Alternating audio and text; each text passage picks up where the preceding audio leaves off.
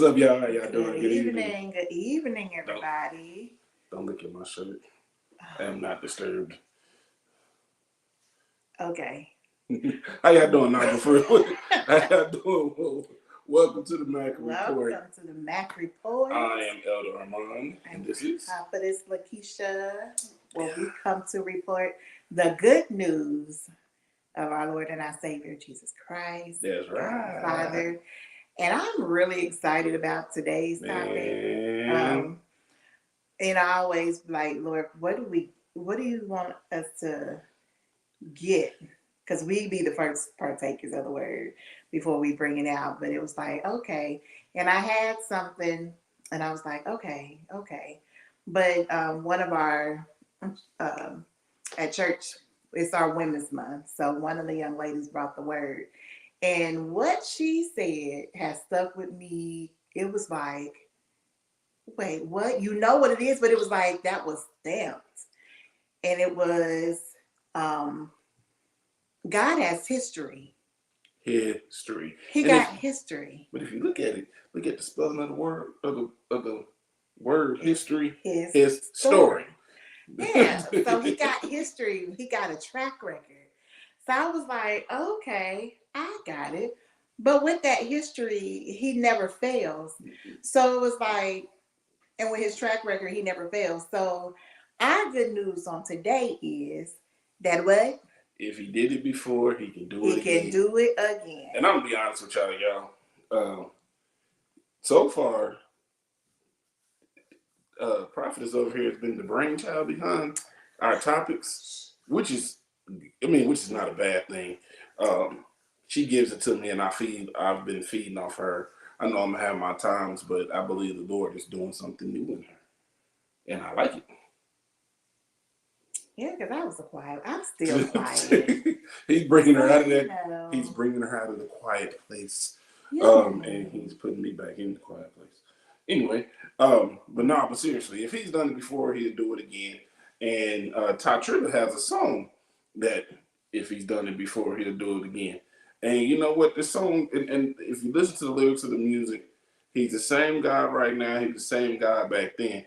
Nothing has changed about him. We're the ones that changed. That's right. We change up on him. He's the same today, yesterday, today, and forever. So we tend to change up on him. But again, like Sister Dorianne, yep. It was a D. I was going to call her Deandra, and that's not her name. That's not her name. Dorianne said Sunday, God has history. And if you look at the context of the word history, is his story. Mm-hmm. So he has his story. So if you go back and you can start from Genesis 1 and work your way all the way through the 66 books to the last verse in Revelations, and you can see his story. And the same God he was then, he's the same God now. And again, as we evolve, I won't even say evolve, as we, move and grow and come into ourselves, we change up on him. Mm-hmm. But he never changed. He never leaves us hanging. Never. We tend to leave him hanging and put ourselves in a position of where we got to fight and claw and get to where we got to go. And it's not really supposed to be that hard. I was talking to a friend of ours yesterday, and I was encouraging. The Lord had me do some encouraging with her, give her some encouraging words, and give a word from him to her. And I was telling her, we tend to make things harder than what they are. That's true. And we look at the physical part of it, and we hardly ever, until we get to that spiritual maturity, we hardly ever go and look at things in a manner of, in a spiritual manner, mm-hmm. and making sure that we stay in a spiritual manner, because our flesh fights us on a daily. That's why we have to kill our flesh daily. Yep. That's through prayer and supplication, reading the word, having those conversations with God throughout the day, which is our prayer time, which is our prayer life. And you don't have to do that outspoken. You don't have to speak everything out. You can say it on the inside, because that's that quiet time. That's that personal time. That's that time that we tend to, we can miss it sometimes because we'll get too big. We'll get quote unquote too busy. But if you have a constant contact with him, his history is going to hit you regardless. Because what you ask him for, he said, if you ask, it shall be given. If you seek, you'll find. And if you knock, it'll open. How often do we follow that acronym?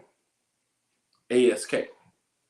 We don't do it too often. No, we don't. So if he's the same God then, and if he did it before, and he'll do it again, what makes us think he won't bring us out of trouble? Anything, yeah. Because I mean, like she was saying, he has a track record. Look at God's track record. It ain't never failed. It ain't never failed. His track record has never failed. Everything he set out to do and accomplish, he has done it. But guess how he did it? He spoke it. He didn't put his hands on anything until he created man. He spoke everything. He spoke it. And if we're made in his image and his likeness, we can do the same why thing. can't we do the same thing? We can get ourselves to a place where we got that mindset of, okay, I might be going through this, but it's okay. I'm going to come out of it because he's going to bring me through. That's right. Because he's brought me through before. Maybe not the same situation. And even if it was, he brought us through it. We meet it again. He's going to bring us through it again. We just can't give up. We just can't doubt him. We got to trust him wholeheartedly. We got to give our all to him and lean and depend on him for everything.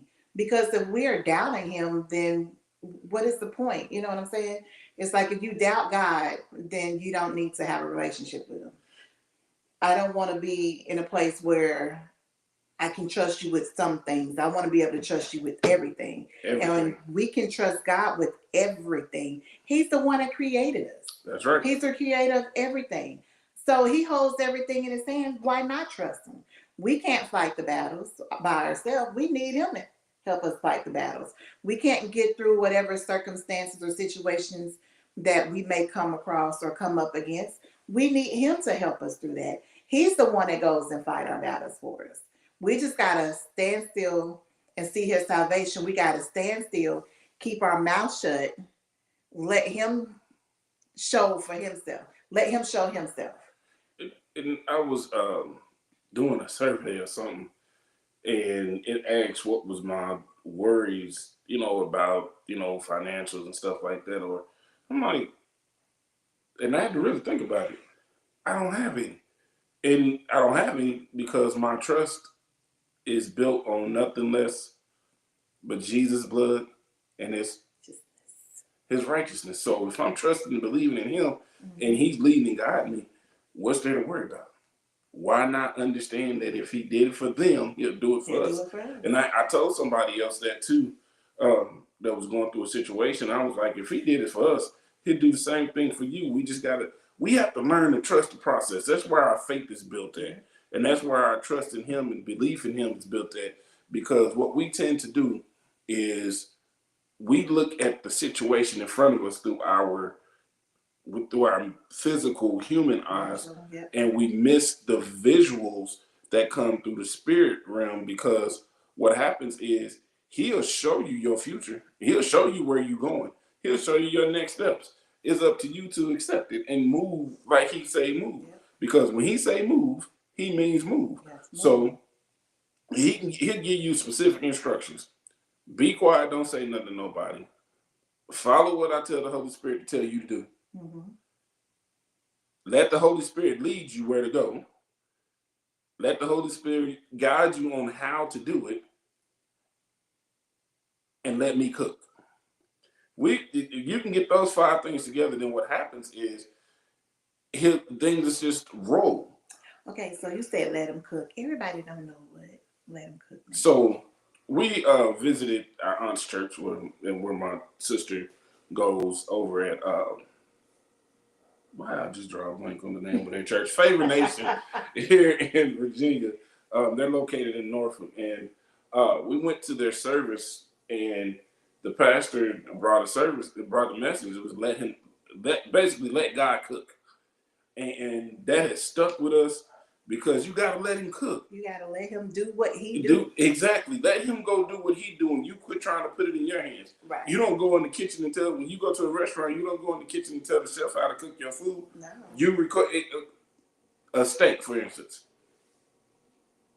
You want your steak medium well, right, or medium rare. I'm just saying medium rare, right? And you ask the cook for that, right? When it comes out to you, if it's not correct, then you do what? You send it back for it to be corrected, right? You don't have to worry about that with God because he ain't gonna never get it wrong. Exactly. And if you leave it in his hands and quit trying to take the stuff out of his hands, I'm gonna do it my way. I'm gonna do it my way because I feel like my way is easier. No, there's only one way to go with him, and that's to allow him to cook. Let him get in the kitchen and do his thing. It's God's way. Because here's the thing. How did Daddy used to say it? You can savor it. He was saying savor, y'all, but savor is okay, but that savor, that means like, it means it's good and wholesome and got some substance into it. So let's do this. I'm gonna do something real quick. So today, since I was at home, I cooked some cabbage and sausage, right? And I put it in the slow cooker. So if you cook in the slow cooker, it does its thing. It lets all the seasonings marinate and it cooks it slow. Mm-hmm. And you just let it do its thing. Did it do its thing? Did it do its thing? It did. And that's how God wants us to do. He doesn't want us to go out here. And I believe we'll appreciate things more if we allow the time to get it. Yeah. And you don't have to settle either. No. You don't have to settle for less because you think you got to get it now. If you be patient, he'll give you the desires of your heart. We're witnesses to that. Yeah. But it takes time sometimes because he has to put people in place. And sometimes the people that he has to put in place have a hardened heart towards certain things. They don't want to help people, or I'm not doing this for anybody, and I'm not doing that. I'm tired of this, or people are not worthy of this, and people are not worthy of that. But what he will do is change the way they think, and he'll change the way they speak, and then he'll change their heart to help you. But he has to get the blocks in place. It's like putting a puzzle together. If you put the wrong piece in the wrong spot, it's not going to fit. And even that one piece that you think fits in that one spot, it could fit almost perfectly. But on the other side of that, the piece that goes there ain't supposed to be there. Mm-mm. So that piece ain't supposed to be right there. So you have to move it around until you find it. And once he finds the places and he puts together and he puts that puzzle together, it's a beautiful thing. It is. We got to let God do what God do best. Him. Yep. And then when it comes to the many blessings and the miracles that he has done, if he did it for them back in the Bible, why wouldn't he do it for us now? We're his creation. They were his creation. How he brought the children of Israel out of bondage. How he, when Moses parted the Red Sea, how he got them across. And then as soon as Pharaoh and them got there, here comes the water. If the enemy is on your trail, and he did that for them, cleared the way, was a fire, by night and a cloud during day, or whatever it goes. But if he did that for them, he can do the same thing for us in our situation. Just because it's in the Bible and that was there at that time, doesn't mean that he stops. He's forever going. His mercies keep going, going, and going. His miracles keep going, going, and going. His blessings do the same thing. We just got to be like Elder Sam. We got to be in that position to receive. We got to lean and depend on him and trust him that he's going to bring us through. Mm-hmm. He's gotten so many people through sicknesses, illnesses, and look where they are today. I'm a witness. I was looking up today back in 23, I had sepsis, and they really didn't want to say what it was. I had to kind of read it for myself because no one told me. That's life-threatening. I could have been gone and could have been out of here. but I'm still here. He not only did it for me, but he did it for my sister too, where she ended up in ICU, but he brought her through. So with things like that, if you think that God can't do, if he did this one thing, that he can't do something else for you, I'm here to tell you you're wrong. And the other thing too, going back to the children of Israel for a moment, you look at the context of him having Moses part the Red Sea, them walking across. Think about what all he did in that process. Exactly. Outside of splitting that sea.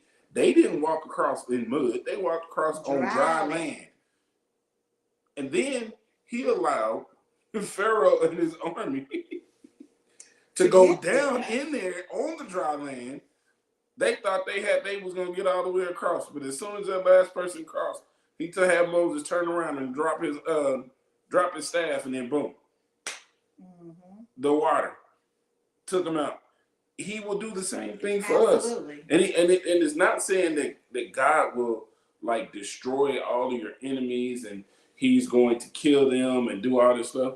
No, just because when he says he take care of your enemies, that means he's gonna make them leave you alone. Yeah, and then he'll make them your footstool. And make them your footstool because they think they really doing something, but and they helping you. He's using you to get the person to the next level or where they're supposed to be. Oh, and then they think they're doing something to you, and he turns around and blesses them for them taking care of you, or he turns around and makes you. When he say footstool, that means that he'll make them your stepping stone. Yeah. So you think about this at your job. You got this supervisor or this manager that's giving you a hard time, that's really, really, really harassing you and don't want you to excel because they're in the mindset of I don't want them to be better than me, or they're going to take my job placement, or they're going to do this, or they're going to do that. What happens is he'll take that person, make them train you.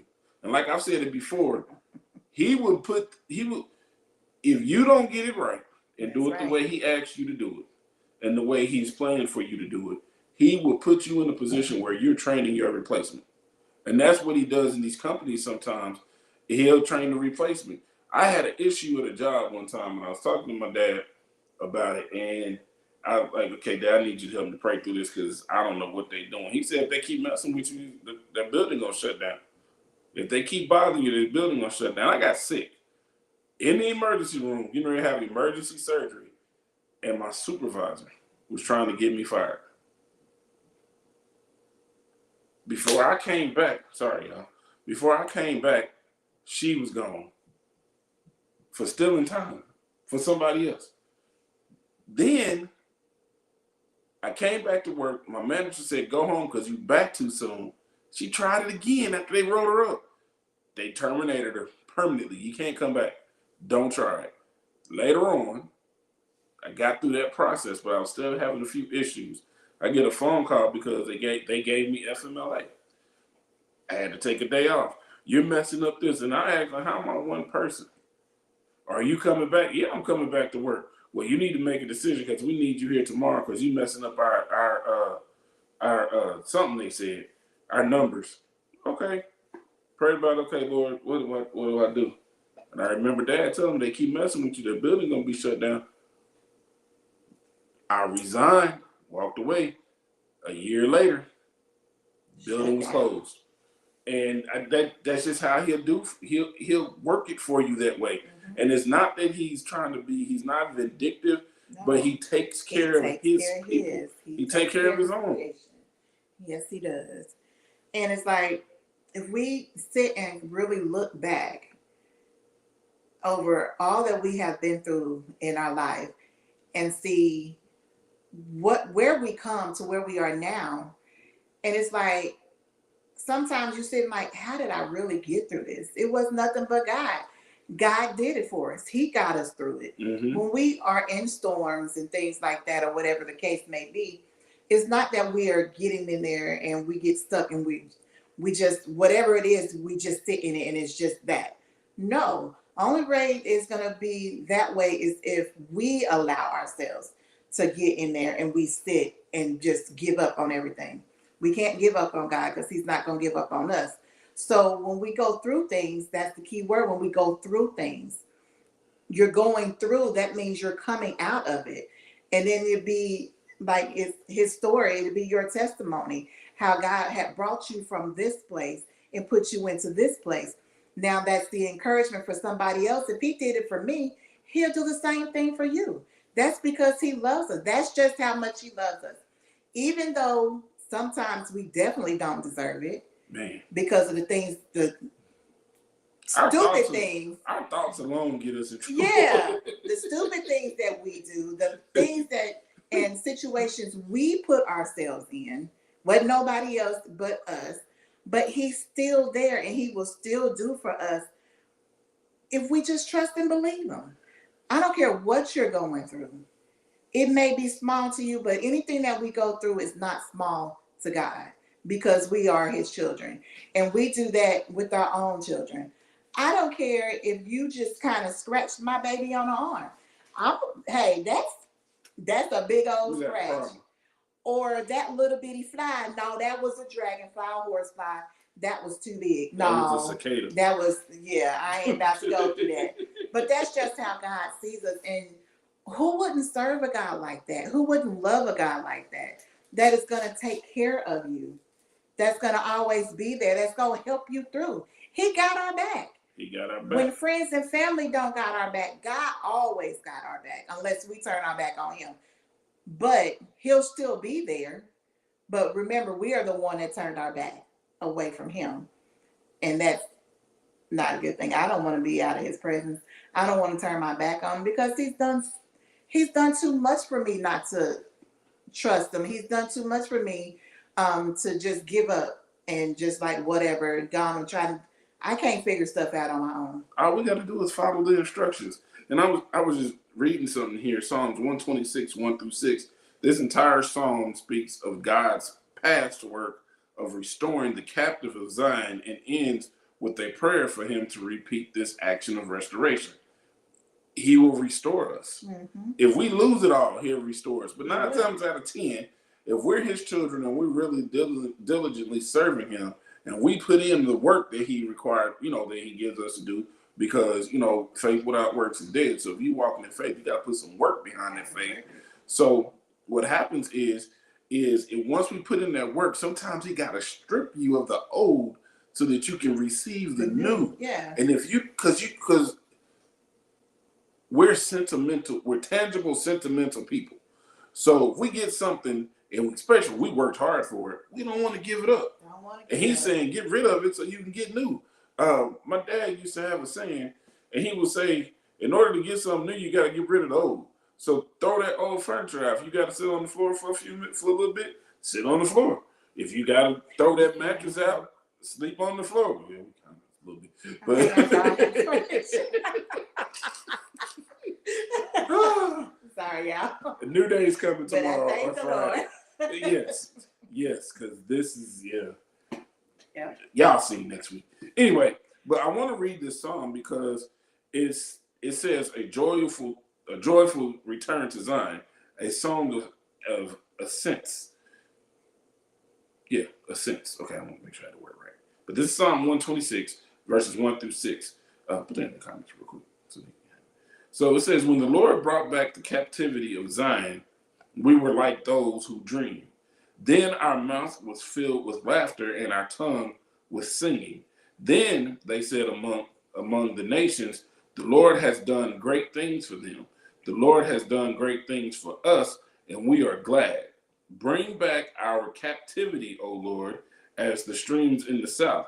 Those who sow in tears shall reap in joy. Mm-hmm. That's powerful by itself. I'm going to expound on that after I read verse 6. It says, He who continually goes forth weeping, bearing seed for sowing, shall doubtless come again with rejoicing, bringing his sheaves with him. In other words, what that's saying is, even if you go through the same thing multiple times, he's going to restore you. Mm-hmm. But again, sometimes he got to take you out of places in order to give you what he's been trying to give you, because you're in a familiar place. Right. And when you're in familiar territory, you become complacent, which means that when you become complacent, you almost get stagnant because now you're just in the routine of doing things. And in order for him to jumpstart you sometimes, he'll take you from point A to point B, and he'll make you uncomfortable in between there to get you to point B. So when he gets you to point B, he can bless you. That's where verse 5 comes in and says, those who sow in tears shall reap in joy. Mm-hmm. Meaning that during that hard time, you're going to do some crying. You're going to shed some tears because you're going to be at a point, and I can speak to this, and the person I was talking to the other day spoke to this, and I know some of y'all that's on this broadcast or that's going to see this broadcast later can relate to this. Sometimes it feels like when you're serving God and he's taking you through that, what I call a dry season, mm-hmm. Because now you don't have, it seems like you're by yourself. It's like you can be in a room full of people, but you feel all alone. When you're going through that type of season, it's like, oh my goodness. We moved up here, and I've said this 1,000 times, I became a crybaby. They said I was a crybaby when I was younger, and I just got this persona that, okay, I ain't crying for nothing, because my mom asked me one time, did I have emotions? And I'm like, yep.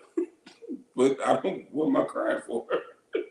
Now I was asking Lord, why am I crying for this time? But I knew what he was doing. He was softening my heart so that I can receive his people when it's time for me to launch out into the deep and do the work he's called and chose me to do. So he was softening me up in that sense, not telling me that I was less than a man or telling me that I was weak or anything like that, but he was softening me up. But guess what? Those tears that I sowed, I'm now in that joy period. Going through that joy period. Because I sit sometimes, I'll be like, I'm just happy for no reason. Right? Exactly. What's the reason? I'm just happy. I can't describe it. And I was going to say, even in the hard times, and not waiting, what it say, don't wait till the battle's over. Shout now. Uh-huh. Go on and do your joy, because we're victorious. We are winners. We're more than overcomers. Mm-hmm. So in the midst of it, even though what we are focusing on, the circumstance or situation or whatever it may be, count it all joy. Because we're coming out of it. He's going to bring us through every single time. Every time. And then I can go to Psalm 77 and 14. It says, you are the God who performs miracles. You display your power among the peoples.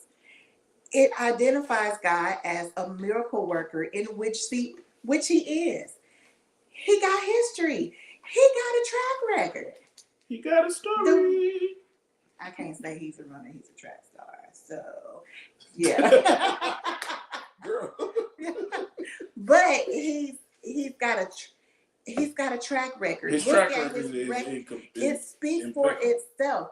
You know what? Sometimes we got people that will go and say, I did this, I did that, I did this, because they're talking too much, saying what they did, this, and this. God ain't got to say a word. His actions speak louder than our words, and that's how ours should be. We don't have to go around telling people, I did this, and this. No, our actions should speak louder than words. If it's right, people are going to see it. But we got to, again, get to that place. Know that God is always there. He's not a flip-flop God. Nope. It's what we would call an Indian giver. He ain't like that. If he say you can have it, if he's going to bring you through, he said, I'm going to bring you through this. I'll never leave you nor forsake you. I'm going to always be right there for you. Now, to bounce back on something you said, mm-hmm. The Lord giveth and the Lord taketh. Blessed be the name of the Lord. Hey, if he give it to you, he can take it back from you. But usually, we throw it back in his face because we don't appreciate it. Mm. So now we got to wait longer to get to the next thing. And when we get to the next thing, we appreciate it more because now we had to wait. We had to work for it. And Isaiah 43:19, God promised to do a new thing, to make a way where there seems to be no way, which encourages the belief that he will act in ways beyond human understanding. And if you go to the word, it says, behold, I will do a new thing. Now it shall, this Isaiah 43:19, Behold, I will do a new thing. Now it shall spring forth. Shall you not know it? I will even make a road in the wilderness and rivers in the desert. Now, if you go and you go back, it tells you in verse 18, do not remember the former things, nor consider the things of old. Behold, I will do a new thing. In other words, let your past go so that you can go to your future. Exactly. Don't dwell on it. You can't. If you made a mistake, it happened. Get past that. It's what you do after you make the mistake. Exactly. Because we're human, so naturally we're not perfect. So we're gonna have our downfalls. We're gonna have our hiccups. We're gonna have our trips and falls. What do you do when you get up? Do you dwell on the hurt knee, or do you work that knee out and keep him up? Do you give yourself physical therapy? Ooh, that's a word. Okay, Lord. Let's talk about this for a second. So, you know what physical therapy is, right? Yeah. It's so that you can get back strong again. God sends us through physical therapy when we have a fall. So when we make a mistake, we go through physical therapy, which is basically spiritual therapy, so that he can rehab us to get back to the level that he had us at. Because we're not perfect. We make mistakes. Yeah. But the thing is that what he's not going to tolerate is that you're saying that you're a child of God, but you're spewing hateful things out of your mouth, or you're speaking hateful things on people, or you're killing people with your mouth. It ain't always with your hands. You can kill people with your mouth because you can destroy their self-confidence. You can destroy, you can destroy them with words. And again, I stand on this. Sticks and stones may break my bones, but words will never hurt me. You can heal from sticks and stones. You might have a scar. You might feel a little pain, but them words will stick with you for the rest of your life. And every time you sit down and you go through something, or something pops up, you thinking, oh, dang, I'm going to be a failure. No, he going to get you through it. Again, He's gotten us through a whole bunch. Going back to verse 18, do not remember the former things, nor consider the things of old. Behold, I will do a new thing. To me, that's telling God telling me, don't worry about your past. Don't dwell on your past. Let the old stuff go, because I'm getting ready to do a new thing. And in order for me to do the new thing, you got to let all that stuff go. Again, our testimony that I give, and I know Prophetess agrees with me on this, is everything we had that we moved up here to Virginia was from KC. He stripped us from, except for our clothes, literally. I mean, we have a few things that he allowed us to bring, like some electronics that was brought up here later on. But all things are new. Both of the cars we had gone. The furniture, all that stuff we had in KC gone. I had a 70-inch TV, and it's gone. Look at him crying. But it's okay. But it's okay because, again, I had to let that go because the desire of my heart was to get a new TV. Right. So, go ahead. I just want to say, when in reading, don't dwell on the things of the past. Not to say, don't look back and see what he's brought you through. Exactly. Look back and see what he brought you through, but don't get back to a place where you back there and you're stuck in there. And you're trying to pick it back up. Yeah. Don't do that. Look back, Lord. Look where you brought me from. You got me through That's your testimony. this. You got me through that. I don't know how I made it, but you made it through. You helped me get it through. And that's what you do. And you look forward, because there are things that are coming. There's still more things that are coming. We don't know what lies ahead of us at all. But again, your past is your testimony. Mm-hmm. But what he doesn't want us to do is wallow in that. Because don't go back to the muck and the mire. Stay in the clean water where he's cleaned you up. He done shined you up and gave you a nice trim. Fellas, if you got beard, he give you a nice trim on your beard. Ladies, if you got hair, I was going to say, if you got a... You thought you was going to say you had No, hair. I was not going to say okay, that. If you have hair, if your hair, or my dad would say, if he gave you a 92 piece, he styled you up.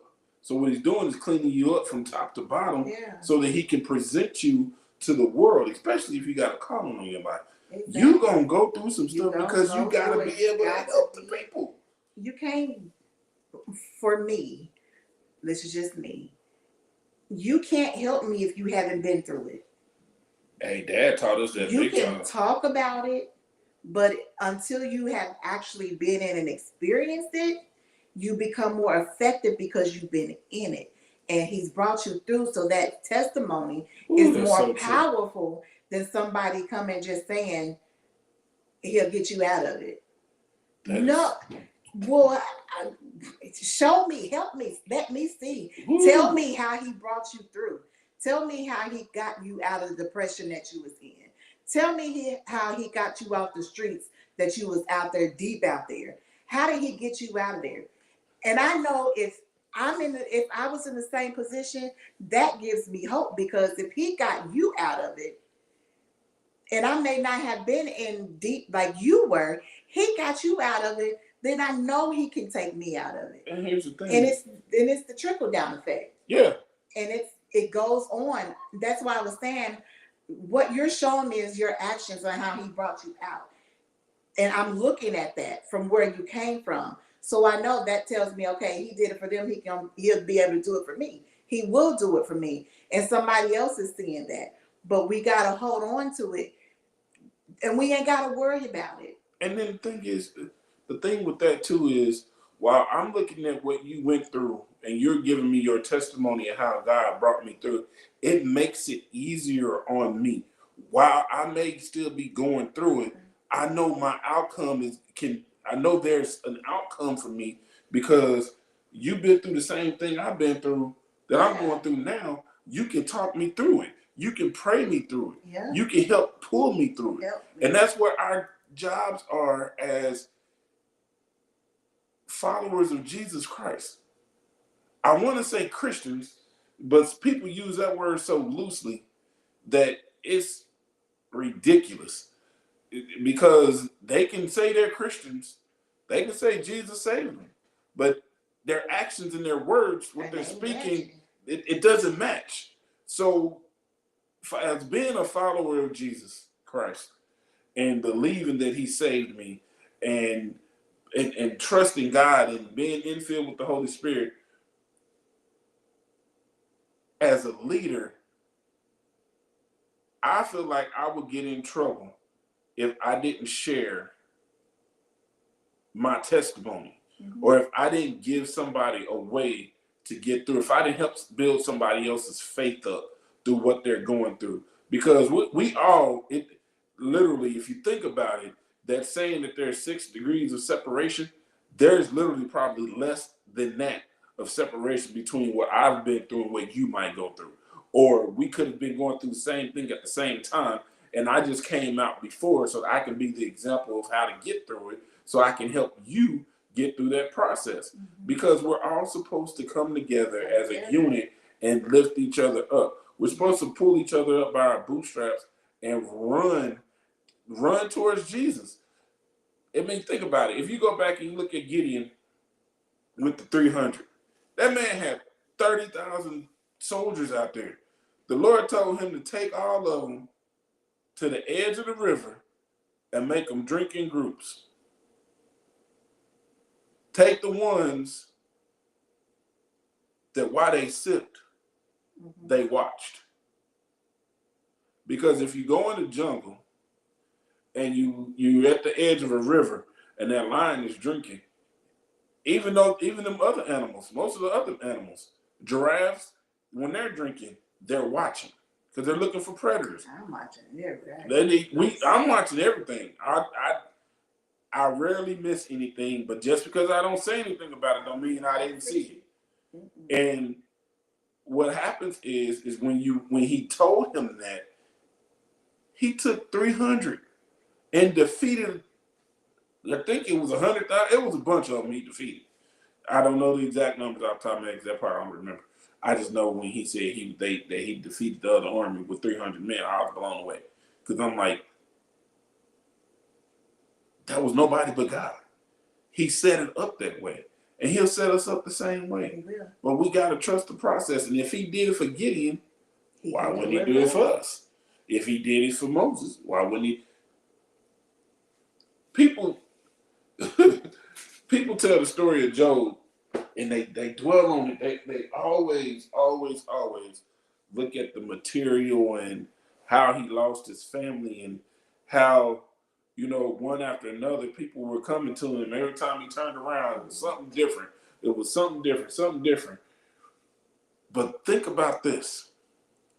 If his faith wavered, even when he questioned God, his faith didn't waver.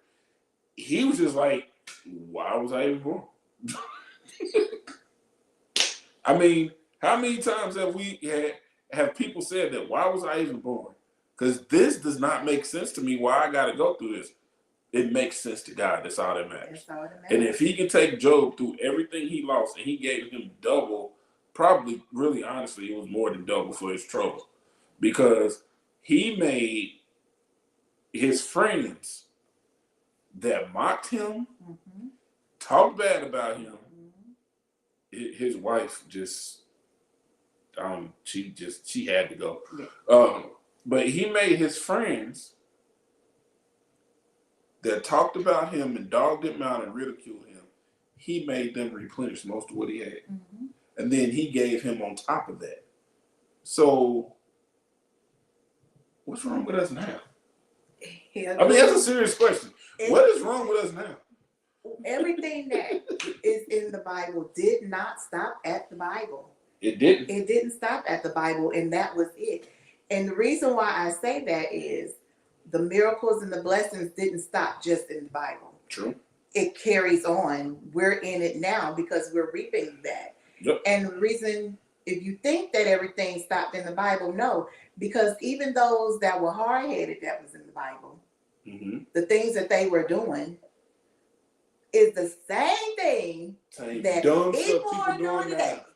So, if you think it stopped at the Bible, I'm here to tell you to think again, because those going around in circles, and I'm just being transparent with us, we've been there. Man. Going around in circles like the children of Israel and still not catching on. It ain't take us 30, 40 years, but I'm just saying.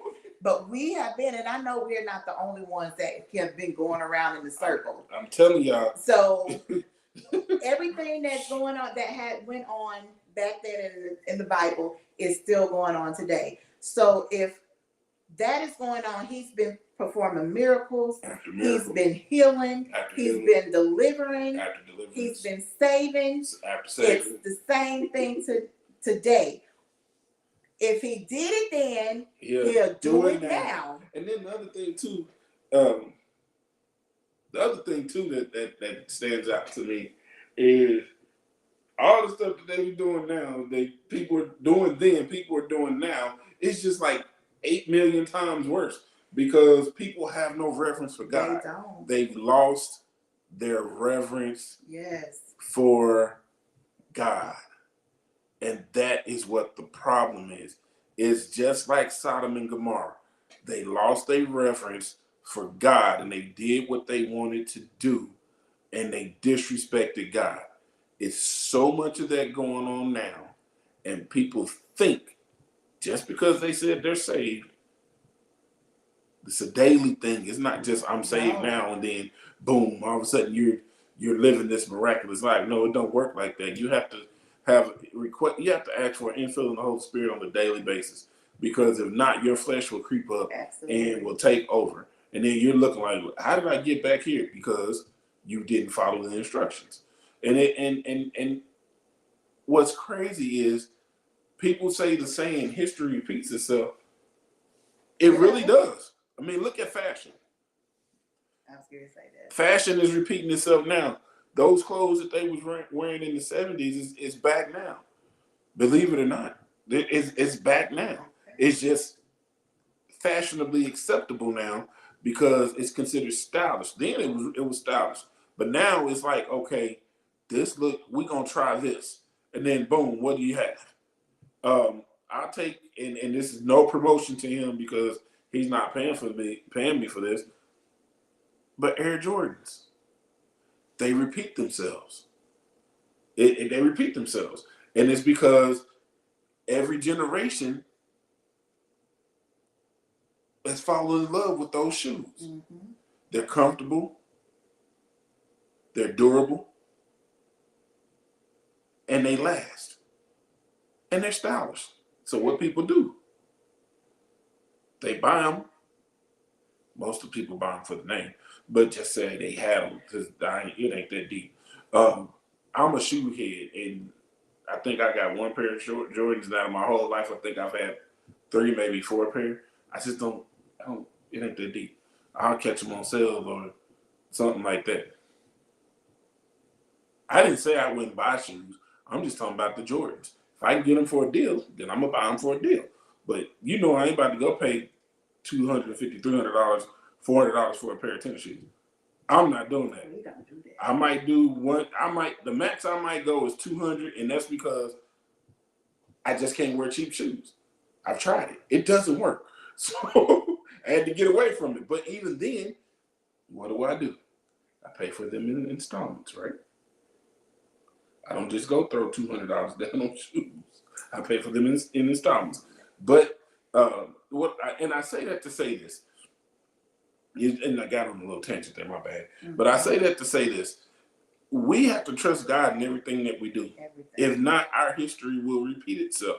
We will be back into that rut and that hole, trying to figure out how we got there. Mm-hmm. But when she said we walked, we did that circle thing. Man, got to a point. You just gotta get to a point where you get sick and tired of being sick and tired of being sick and tired of being sick and tired. Because then you like, why don't I have? And you told me because you not following the instructions. No. I told you to go straight. You went right. You thought you could get there faster by going this way. No, if you would have kept the straight path, like I said, I had everything 1, 2, 3 set up for you.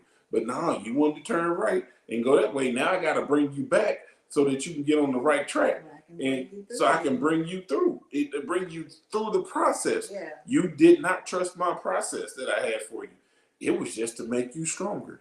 It wasn't even going to be that bad. Now you're going through all hell and high water because you decided I'm going to do it the way I want to do it. No, it doesn't work like that.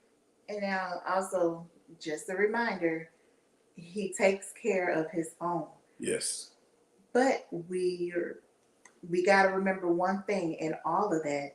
We got to have a relationship with him. That's the main thing. We got to have the relationship. I've said it before. We can't have situationships or circumstanceships. We got to have we have to have a relationship with him. And guess what that relationship has to include? Constant contact. You cannot treat God like you treat your boyfriend, your girlfriend, or your significant other. You can't treat God like that because I just need this. Or I'm gonna talk to you today, but tomorrow I'm gonna take a break, or I need a break. What you need a break from God for? What do you need a break from your spouse for? Man, answer.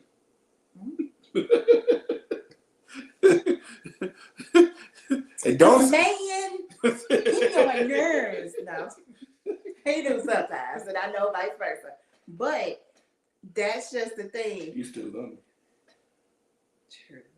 But we may get on each other's nerves. You don't think we get on God's nerves? Man, on a daily basis. I be like, what in the world? But he's still always there with open arms. And he loves us unconditionally. Exactly. We always put conditions on stuff because we want to be in control. We gotta have the say. But God is in control of everything. He got it all planned out. He got a blueprint.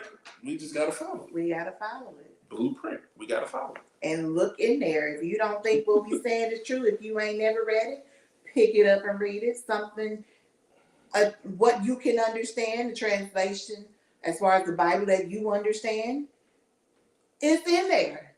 He's done so much with the woman with the issue of blood, with Lazarus raising him from the dead, with David when it came to Abraham and Sarah.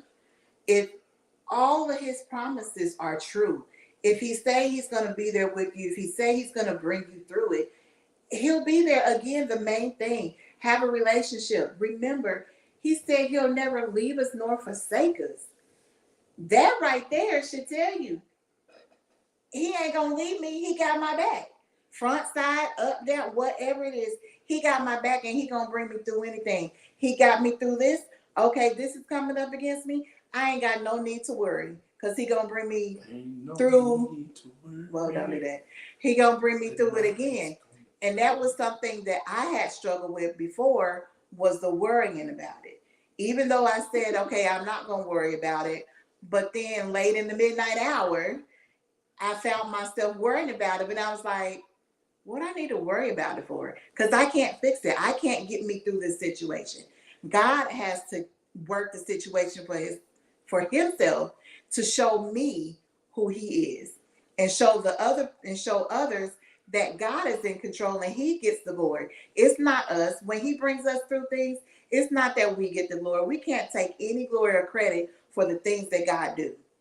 None of it. Mm-hmm. He gets all the glory, the honor, and the praise, because it was him. If it wasn't us, because if we started messing with stuff and trying to get through stuff, we gonna jack up some stuff.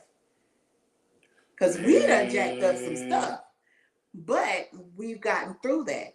And I'm just coming and trying to be an encouragement to somebody else that may be going through, that may not be saying anything outwardly, because I am that type of person. I don't want people knowing my business like that. If we are going through, I don't want people knowing my business. We go to God. We let God handle it. I don't have friends that I sit and talk to and tell all my business to. That's another thing. Stop talking about it. Stop talking about it. Be quiet about it, because I was something earlier, I can't remember what it was, but it was like something was going through my mind, and I was like, it was a certain situation, and I'm like, people need to be quiet, because the more we talk about what we're going through, for me, this is just me, for the more that I talk about what I'm going through and I'm harping on it, the more power that I'm giving that situation. And then I'm cutting it because I'm limiting God and holding his hands, because I'm talking about it too much and not letting him go out and do, because I'm speaking on the negative too much. So I gotta stop talking about it and let God handle it and see his works. Because at that point, you're telling God how big your problem is versus instead of telling the problem how big God is. And then the other thing too, that time flew, dog. And then the other thing too, that what I was going to say is that, doggone it. Bring it back, Holy Spirit. And it was good too. Maybe I gotta save it. I about to say, maybe it's supposed to be next week, so I don't know. It was pertaining to this. Okay, you said you was going through. It's going through. You said about the tests and trials. Oh, that's what I was gonna say. Thank you, Holy Spirit. We have to move in silence sometimes. Yes. When he gives us stuff to do, we can't tell everybody. You can't sometimes tell. I can't tell her everything. It's like she can't tell me everything, because sometimes he wants to just show us, and sometimes he wants you to pop out on him. Look what he did for me. Look, I didn't know you was. Couldn't say nothing. Even down to what we did in moving to our place in here. He said, go for it. And we had to go for it. We couldn't even talk to our pastors about it here. We didn't say nothing to our, since technically they are, our pastors in KC either. We didn't even say nothing to Chief Apostle. We just did it. And then when it happened, that's when he said, speak about it. And when we settled and took what was given, and he said, that's not the desire of your heart. One moment, he gave us what the desire of our heart was, and made it to where we can afford it. And he brought us through these 2 years. He brought us from one place to another. If he did it for us, he will do it for you. And if he did it before, he'll definitely do it again. I say that to say, keep your eyes on God, On get God. tunnel vision on God. Get a relationship. Relationship, communication is For key. yourself. For yourself. You can have a prayer life with your partner, your spouse. You have a prayer partner, and y'all can pray together. But it's nothing like you have to have a relationship For yourself. For yourself. God, one-on-one. And that's one thing that Job had with a relationship. David had a relationship. Abraham had a relationship. Were they hard headed at times? Did Job question? Yes, that was his hard headed time. But he was blameless before God, so he was an upright man. And all I'm saying is, if he did it before, he'll do it again. And you can close it up tonight. This was awesome. That time thank flew, you. man. Right. We thank everybody for tuning in. We thank God for just showing us that, again, he won't leave us nor forsake us. Have that relationship with him. If you don't know who God is, start looking and searching for him for yourself. Get into a Bible teaching church that's teaching the true infallible written word of God. That way you can learn and grow and know who he is for yourself. So when we say that he's brought me through and he'll do the same thing for you, you'll have that experience and it can be your testimony. If you are in the Norfolk area, come visit us at Zion Word Restoration Church, 2100 Valentine. Our services start at 10 a.m. Eastern time. You can also check us out on Facebook. If you're in the Kansas City area. Full Armor of God. Yeah, because I was going to go somewhere else with that one. At International Apostolic. And 8448th floor, Kansas City, Missouri. Their service starts at 10 o'clock. 10 a.m. Yep. 10 a.m. Eastern Standard Time. And Chief Apostles is what? And God's Time International Ministries. And it's 449 East 111th.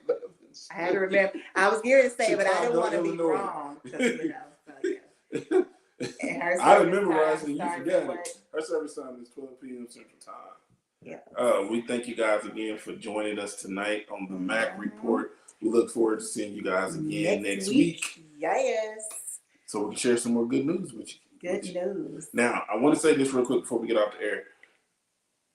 We want to say we love y'all. We love you. And just know, this is the Mac Report. We out. Okay. Yeah, he crazy. He crazy. And again, we want to get a shout out real quick saying, Chief Apostle, happy birthday. Happy birthday. We love you. We thank God for you. We appreciate you. Hope your day was blessed. We love you all. Y'all have a safe rest of the week. See you on next Wednesday. See you next week, guys. Say something. Peace. Are you going to sing happy birthday?